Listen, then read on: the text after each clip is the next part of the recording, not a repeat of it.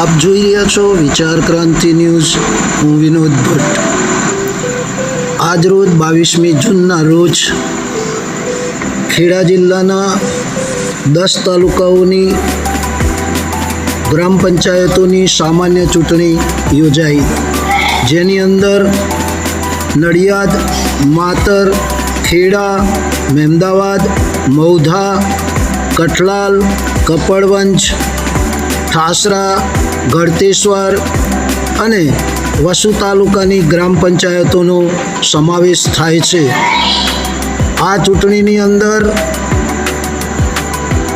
ઉમેદવારોનું ભાવિ ચૂંટણી બોક્સમાં નિર્ધારિત કર્યું છે મતદારોએ। એના માટે મતદાન યોજાયું। ખૂબ ઉત્સાહભેર મતદાતાઓએ ભાગ લઈ અને આ સ્થાનિક સ્વરાજની ચૂંટણી ગ્રામ પંચાયતમાં મતદાન કર્યું અને પોતાના મતનો અધિકાર સમજી અને પોતાની ફરજ સમજી અને નિયમિત રૂપે પોતાના મતને આપી અને પોતાના ગામના વિકાસ માટે, આર્થિક વિકાસ માટે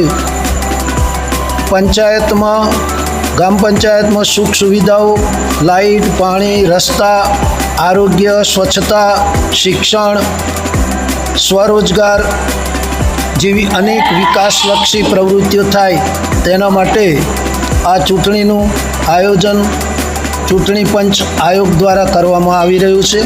ખેડા જિલ્લામાં 10 તાલુકાની ગ્રામ પંચાયતોની ચૂંટણી યોજાઈ, જેની અંદર 25મી જૂનના રોજ મતગણતરી થશે અને એની અંદર વિજેતાઓનું ભાવિ ઉમેદવારોનું ભાવિ જાહેર થશે અને એ પોતે પોતાના ગામના વિકાસ માટે, ગામની સમૃદ્ધિ માટે,